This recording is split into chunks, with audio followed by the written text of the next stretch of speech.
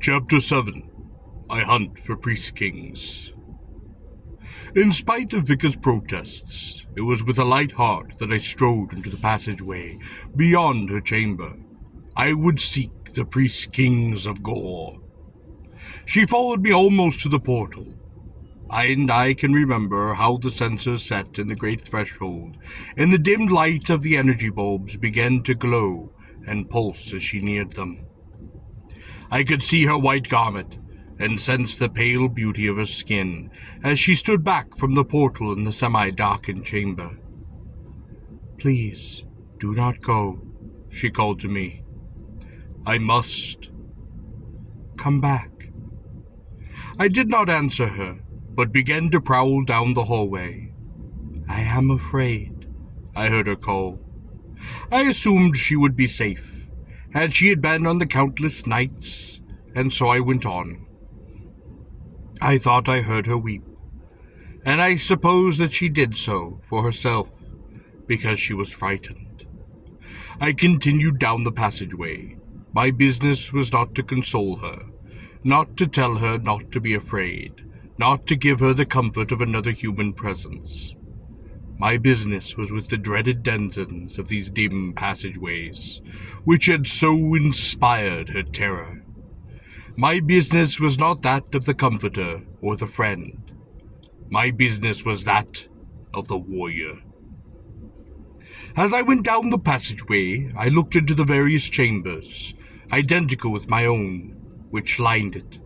Each, like mine, lacked a gate or door, and had for its entrance only that massive portal, perhaps some 12 feet wide and 18 feet high. I would not have enjoyed sleeping in such a room, for there was no way to protect oneself from the hall, and of course eventually one would need sleep. Almost all of the chambers I passed, and I did pass many, seemed to be empty. 2, however, housed chamber slaves, girls like Vika, clad and collared identically. I suppose the only difference in the attire of the 3 girls would have been the numerals engraved upon their collars. Vika, of course, had worn a scarf, but these girls did not. But now I guess Vika no longer wore her scarf. Now her collar, both steel and gleaming, locked and encircled her fair throat. That as evident and as beautiful as theirs. It proclaimed her to the eyes of all, like them, to be only a slave girl. The first girl was short, sturdy wench, with thick ankles and wide, exciting shoulders, probably of some peasant stock. Her hair had been braided and looped over her right shoulder. It was hard in the light to determine its color. She had risen from her mat at the foot of the couch unbelievingly, blinking and rubbing her heavy liden of ovid eyes. As far as I could tell, she was alone within the chamber. When she approached the portal, its sensors began to glow and pulse as had Vika's. "Who are you?" asked the girl. Her accent suggested the Sartana fields above Ah and towards the Tamba Gulf. "Have you seen the Priest-Kings?" I asked. "Not this night." "I am Cabot of Koraba." And then I went on. The second girl was tall, fragile, and willowy, with slender ankles and large hurt eyes. She had dark, curling hair that fell about her shoulders and stood out against the white of her garment. She may have been of some high caste. Without speaking to her, it would be hard to tell. Even then it might be difficult to be sure, for the accents of some of the higher artisan castes approximate pure high caste Korean. She stood with her back against the far wall, the palms of her hands against it, her eyes fastened upon me, frightened, scarcely breathing. As far as I could tell, she too was alone. "Have you seen Priest-Kings?" I asked. She shook her head vigorously in a no. Still wondering if she were of high caste, and smiling to myself, I continued down the passageway. Both of the girls had in their way been beautiful, but I found Vika superior to both. My chamber slave's accent had been pure high caste Korean, though I could not place the city. Probably her caste had been that of the builders or physicians, for had her people been scribes, I would have expected a greater subtlety of inflection. the use of less common grammatical cases. Had her people been that of the warriors, I would have expected blunter speech, belligerently simple, expressed in great reliance upon the indicative mood, and habitually a rather arrogant refusal to venture beyond the most straightforward of sentence structures.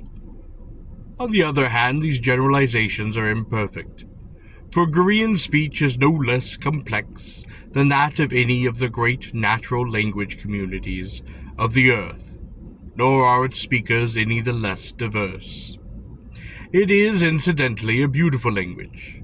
It can be as subtle as Greek, as direct as Latin, as aggressive as Russian, as rich as English, and as forceful as German. To the Gorians it is always simply language, as though there were no other, and those who do not speak it are regarded immediately as barbarian. This sweet, fierce, liquid speech is the common bond that tends to hold together this Gorian world.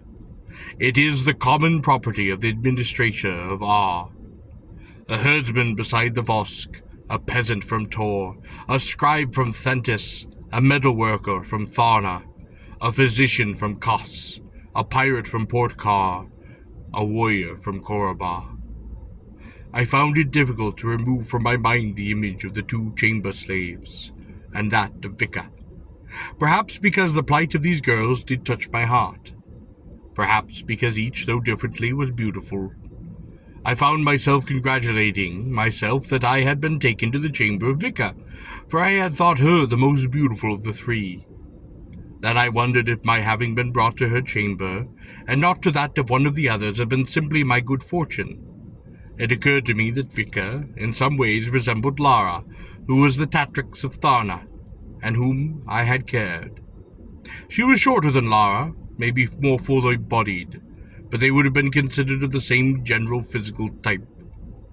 Vika's eyes were a sullen, smoldering, taunting blue, and the blue eyes of Lara had been brighter, clear, and, when not impassioned, as soft as the summer sky over Koraba. When impassioned, they had burned as fiercely and as beautifully as the helpless walls of a raped city. Lara's lips had been rich and fine, sensitive, curious, tender, eager, hungry. The lips of Vika were maddening. I recalled those lips, full and red, pouting, defiant, scornful, scarlet with a slave girl's challenge to my blood. I wondered if Vika might be a bred slave, a passion slave, one of those girls bred for the beauty and passion over generations by zealous owners of the great slave houses of Ar. For lips such as Vika's were a feature often bred into passion slaves. They were lips formed for the kiss of a master. As I pondered these things, I sensed that it had not been accident that I had been carried to Vika's chamber, but that this had been part of a plan by the priest-kings. I had sensed that Vika had defeated and broken many men, and I sensed that the priest-kings might be curious to see how I might fare with her. I wondered if Vika herself had been instructed by priest-kings to subdue me. I gathered she had most likely not, for it was not the way of the priest-kings. Vika would be all of unconscious of their machinations. She would simply be Vika, which is what the priest-kings would desire. Insolent, aloof, contemptuous, provocative, untamed though collared, determined to be the master though she were the slave. I wondered how many men had fallen upon her feet, how many men she had forced to sleep upon the foot of the great stone couch, in the shadow of that slave ring, while she herself reclined upon the pelts and the silks of the master. After some hours I find myself still again in the hall of the priest-kings, and I was gladdened to see once more the moons and stars of Gor hurtling in the sky above the dome. My footsteps rang hollowly on the stone floor, the great chamber repurposed in vastness and stillness. The empty throne loomed most silent and awesome. "I am here," I cried. "I am Tarl Karabat. I am a warrior of Koraba. I issue the challenge of a warrior to the priest-kings of Gor. Let us do battle. Let us make war." My voice echoed for a long time in the vast chamber. I received no response to my challenge.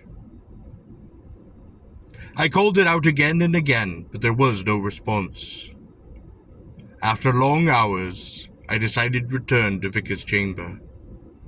On another night I might explore further, for there were other passageways, other portals visible from where I stood.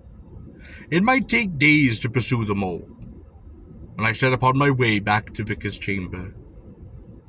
I had walked perhaps an on, and was deep inside one of those long, dimly lit passageways which led in the direction of the chamber when I somehow seemed to sense a presence behind me. I spun quickly about, drawing my sword in the same motion. The corridor behind me was empty.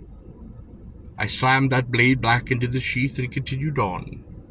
I had not walked far when I again became uneasy. This time I did not turn, but I walked slowly ahead, listening behind me with every fiber I could bend to the effort. When I came to a bend in the passageway, I rounded it, and then pressed myself against the wall and waited.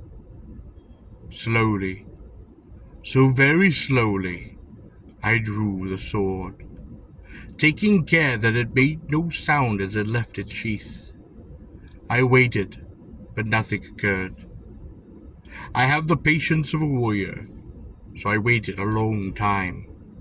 When men stalk one another with weapons, it is well to have patience, great and long patience. It of course occurred to me 100 times that I was foolish, for actually I was conscious of having heard nothing. Yet my awareness, or sense that something followed me in the corridor, might well have been occasional, by some tiny sound which my conscious mind had not even registered, but which had imprinted upon my senses, leaving as its only conscious trace a vague wind of suspicion. At last I decided to force the game. My decision was motivated in part by the fact that the hole allowed few concealments for ambush, and I would presumably see my pursuer almost as soon as they saw me. If he were not carrying a missile weapon, it would make very little difference. And if he had been carrying a missile weapon, why would he not slay me before? I smiled grimly. If it were a matter of awaiting, I acknowledged that the priest king, if such it were, who followed me, had been the best of things. For all I knew, a priest king would wait like a stone or a tree, nerveless until necessary. I had waited perhaps better than an on when I was covered with sweat. My muscles ached for motion. It occurred to me that whatever followed might have heard the cessation of my footsteps, that it knew that I was waiting. How accurate would be the sense of the priest kings? Perhaps they would be relatively feeble, having grown accustomed to the reliance upon instrumentation. Perhaps they would be other than the senses of men, sharper, if only from a differing genetic heritage, capable of discriminating and interpreting sensory cues that would not even be available to the primitive 5 senses of a man. Never before had I been so aware of that thin margin of reality admitted into that human nervous system. Little more than a razor's width of apprehension, given the multiple and samples physical processes which formed our movement. The safest thing for me would be to continue on as I had been dazing, a pattern of action which would give me the benefit of the shield framed by the turn in the passageway. But I had no wish to continue on. I tensed myself for the leap and the cry that would bring into the open, the sudden interruption of the stillness of the passageway that might be, sufficient to impair the steadfastness of a spear arm. The calm, sweeping passageway of iron crossbow quarrels in its guild. As I uttered the war cry of Korobar, and I leapt, my sword ready, to face that which might follow me, a howl of bitter rage escaped my lips as I saw that the passageway was empty. I became maddened beyond understanding, and I began to race down the passageway, retracing my steps to the front that might be in the passage. I had run for perhaps half a passong when I stopped, panting, furious with myself. "Come out," I cried. "Come out!" The stillness of the passageway taunted me. I remembered Vicar's words, "When the priest-kings wish you, they will come for you."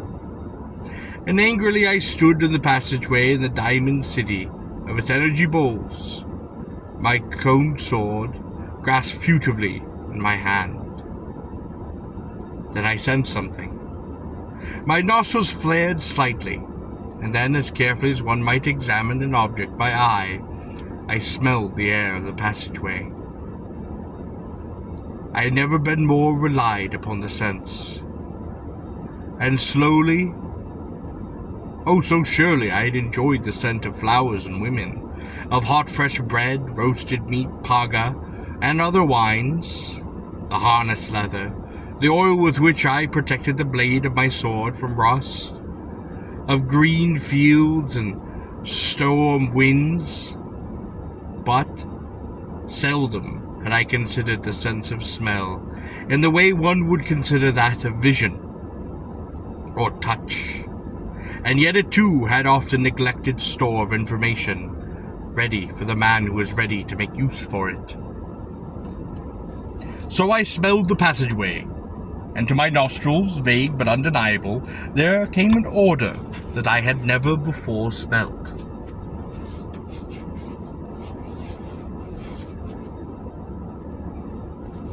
It was, as far as I could tell at the time, a simple odor, though later I would learn it was the complex product of odors, yet more simple than itself. I found it impossible to describe this odor, much as one might find it difficult to describe the taste of citrus fruit to one who had never tasted it, or anything much akin to it. It was, however, slightly acidic, irritating to my nostrils. It reminded me vaguely of the odor of an unexpended cartridge. Although there was nothing now within the passage with me, it had left its trace. I knew now that I had not been alone. I had caught the scent of the priest-kings. I resheathed my sword and returned to Vicar's chamber. I hummed a warrior's tune, for somehow I was happy.